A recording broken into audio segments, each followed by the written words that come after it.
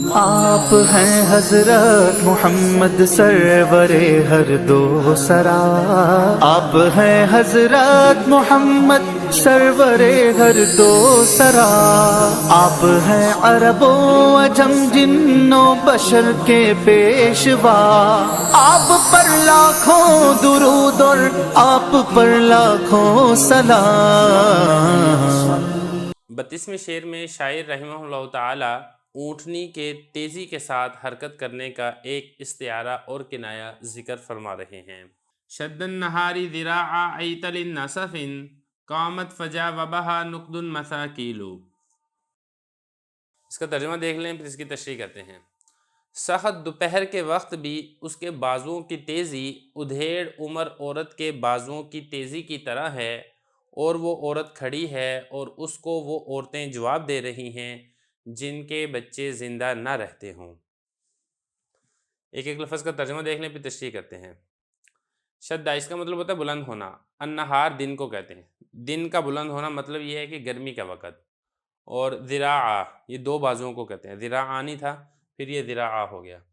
اس کے بعد آگے ہیں ایتل، ایتل کہتے ہیں لمبی گردن والی عورت کو، نصفن یہ کہتے ہیں ادھیڑ عمر عورت کو، قامت کھڑی ہے، جا وبہا اس سے بات چیت کر رہی ہیں، ہم کلام ہو رہی ہیں، نقدن مساکیلو ان دونوں کا مطلب ایک ہی ہے، وہ یہ کہ وہ عورت جس کے بچے زندہ نہ رہتے ہوں۔ اب اس کا مطلب کیا ہے؟ اس کا مطلب ہم اس کی دیکھ لیتے ہیں۔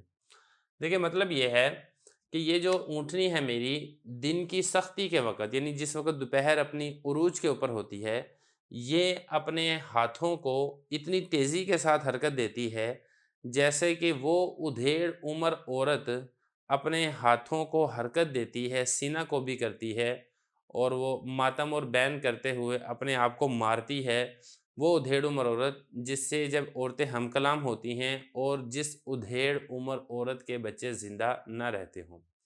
دیکھیں جس وقت عورت کا بچہ مر جائے اور وہ زندہ نہ رہتا ہو تو عورت کو شدید غم و غصہ اور تکلیف ہوتی ہے، تو پھر بعض اوقات اس غم و غصے اور تکلیف کی صورت میں وہ عورت اپنے آپ پر ماتم کرتی ہے، اپنے سینے کو پیٹتی ہے، تو جب وہ سینے کو پیٹتی ہے تو اپنے ہاتھوں کو تیزی کے ساتھ حرکت دیتی ہے۔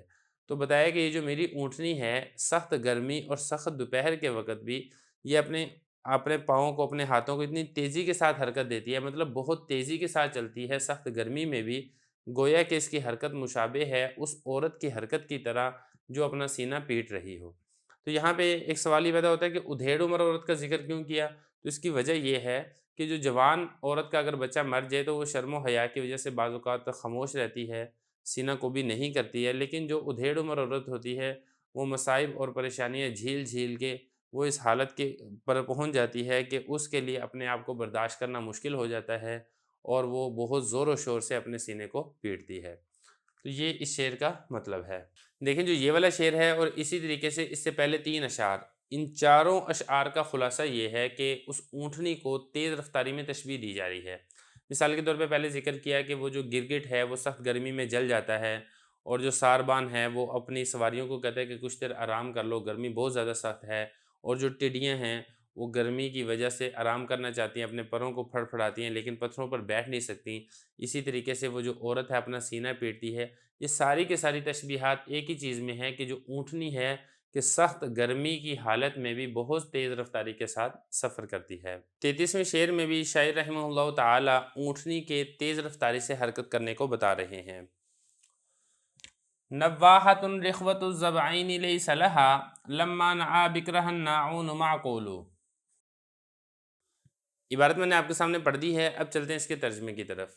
اس اونٹنی کی حرکت اس کثرت کے ساتھ نوحہ کرنے والی عورت کی حرکت کی طرح ہے جس کے ہاتھ ڈھیلے پڑ گئے ہوں جب اس کو اس کے اکلوتے بچے کے مرنے کی خبر دی ہو جس سے اس کی عقل زائل ہو گئی ہو۔ اس کا ترجمہ ایک ایک لفظ کا ترجمہ دیکھ لیں پھر اس کی تشریح کرتے ہیں۔ نواحہ یہ نوحہ سے ہے، اس کا مطلب ہے کثرت کے ساتھ نوحہ کرنے والی۔ رخوہ اس کا مطلب ہوتا ہے نرم ہونا، ہلکا ہونا۔ ضبعین اس کا مطلب ہے اس کے دونوں بازو۔ لیس لہا نہیں ہے اس کے لیے، معقول اس کی عقل سے ہے، یہ عقل کا زائل ہونا۔ لما جس وقت، نعا اس کا مطلب ہے خبر دینا، الناعون خبر دینے والے، اس کا مطلب ہے اس کا اکلوتا بچہ، اکلوتا بچے کے مرنے کی خبر دینا۔ اب اس شعر کا مطلب کیا ہے؟ دیکھیں اس کا مطلب یہ ہے کہ جو اونٹنی ہے اتنی تیزی کے ساتھ حرکت کرتی ہے جیسے کہ وہ عورت، جیسا کہ گزشتہ شعر کے اندر بھی اسی کا ذکر تھا کہ جو کثرت کے ساتھ نوحہ کرنے والی ہے، جب اس کو عورتوں نے خبر دی کہ تیرا اکلوتا بچہ مر گیا ہے تو اس نے بہت زیادہ اپنے سینے کو پیٹا، اور سینے کو بہت زیادہ پیٹنے کی وجہ سے آخرکار نڈھال ہو کر اس کے ہاتھ ڈھیلے پڑ گئے اور اس کے ہاتھ نرم پڑ گئے۔ یہ فرمایا کہ نواحہ کثرت کے ساتھ نوحہ کرنے والی ہے اور اس کے ہاتھ جو ہیں وہ بہت زیادہ اپنے سینے کو پیٹنے کی وجہ سے آخرکار تھک کر وہ ڈھیلے پڑ چکے ہیں، اور اس کی عقل جو ہے وہ زائل ہو چکی ہے۔ عقل زائل کب ہوئی ہے؟ جب اس کو اس کے بچے کے مرنے کی خبر دی ہے۔ بکر کہتے ہیں اکلوتے بچے کو، تو جب عورت کو اس کے اکلوتے بچے کے مرنے کی خبر دی جائے اور وہ اپنے سینہ پیٹ رہی ہو اور سینے کو بہت زیادہ پیٹنے کی وجہ سے اس کے ہاتھ ڈھیلے پڑ جائیں، اس کی عقل اس وجہ سے زائل ہو جائے، تو اندازہ کریں اس نے اپنے سینے کو کتنا زیادہ پیٹا ہوگا۔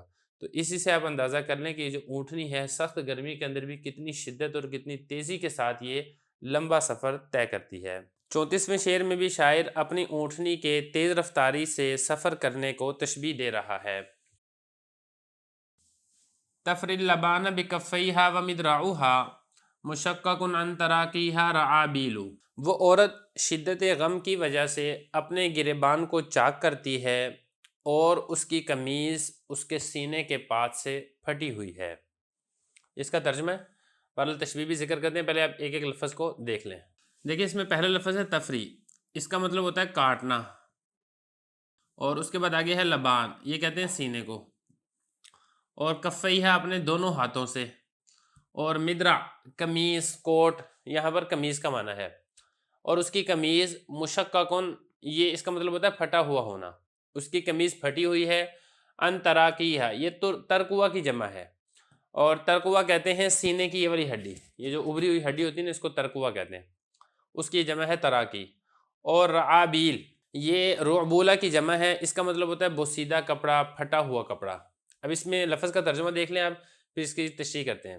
مطلب یہ کہ جو عورت اپنے بچے کے مرنے کی وجہ سے سینہ کوبی کرتی ہے، سینہ کو پیٹتی ہے، وہ اپنی جو کپڑا ہے، لباس ہے سینے کے پاس، اس کو وہ پھاڑ دیتی ہے۔ تو یہاں پہ انہوں نے کہا سینہ پھاڑ دیا، مطلب یہ کہ جو سینے کے اوپر اس کا کپڑا ہے وہ نوحہ کرنے کی وجہ سے، اپنے آپ کو پیٹنے کی وجہ سے وہ کپڑا پھٹ جاتا ہے، اپنے دونوں ہاتھوں سے وہ کپڑا پھاڑ دیتی ہے، اور اس کی جو قمیض ہے، جو اس نے قمیض پہنی ہوئی ہوتی ہے، وہ قمیض اس کے سینے کی ہڈی کی پاس سے وہ بوسیدہ ہو جاتی ہے، وہ پھٹ جاتی ہے۔ وہ پھٹتی کیوں ہے؟ وہ اسی وجہ سے کہ وہ اپنے آپ کو بہت زیادہ پیٹتی ہے، اور اس پیٹنے کی وجہ سے اس عورت کی قمیض اس کے سینے کی ہڈی کے پاس سے پھٹ جاتی ہے، لیکن شدت غم کی وجہ سے اس کو اپنی قمیض کے پھٹنے کا احساس نہیں ہوتا۔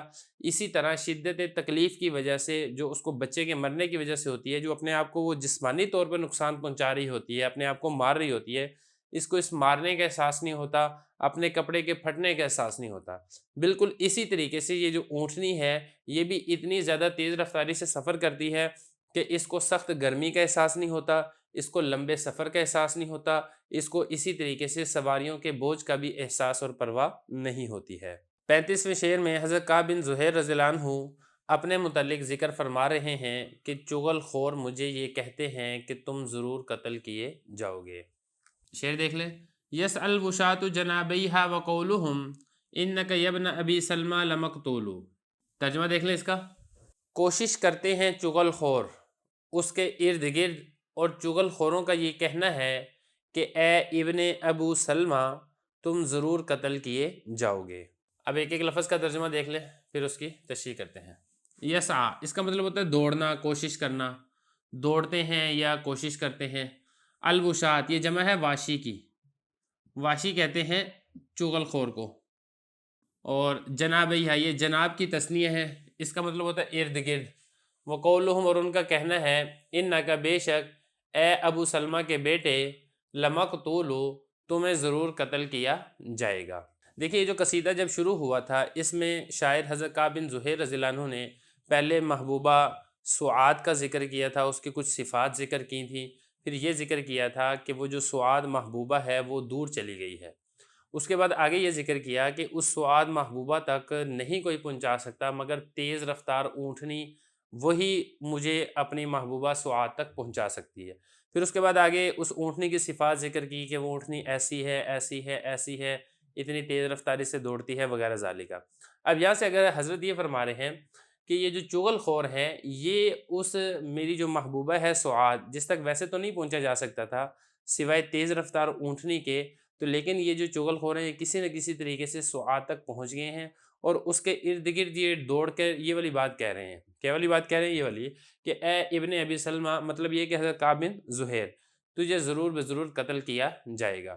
تو مقصد یہ ہے کہ چغل خوروں کا مقصد میری محبوبہ کے پاس جانے کا صرف اور صرف مجھے ڈرانا اور دھمکانا ہے کہ اے کعب تجھے ضرور دربار رسالت میں قتل کر دیا جائے گا۔ جیسا کہ شروع کے انٹروڈکشن کے اندر بھی میں آپ کو بتا چکا تھا کہ دربار رسالت نبی کریم صلی اللہ علیہ وسلم کی جانب سے حضرت کعب بن زہیر رضی اللہ عنہ کے قتل کا پروانہ جاری ہو چکا تھا۔ آپ صلی اللہ علیہ وسلم نے ان کو قتل کرنے کا آرڈر جاری کر دیا تھا۔ حضرت کعب رضی اللہ عنہ یہ فرما رہے ہیں کہ چغل خوروں کی تو کوشش ہی یہ تھی کہ میں کسی نہ کسی طریقے سے قتل ہو جاؤں، اور وہ مجھے ڈرانا اور دھمکانا چاہ رہے تھے۔ باقی یہ کہ اس شعر کے بعد جو آگے ہے وہ حضرت کعب بن زہیر رضی اللہ عنہ آگے جا کے نبی کریم صلی اللہ علیہ وسلم کے حضور خود اپنی صفائی پیش کریں گے اور اللہ تعالیٰ سے معافی کے بھی طلبگار ہوں گے۔ خلاصہ یہ کہ شاعر پہلے اپنی محبوبہ کی جدائی اور غم کے اندر مبتلا تھے، اب اس پر ایک اضافہ اور ہو گیا کہ ان کے قتل کا بھی حکم جاری کر دیا گیا، تو مطلب یہ کہ ان کو ڈبل غم یا دو گنا غم یہ پہنچ چکا ہے۔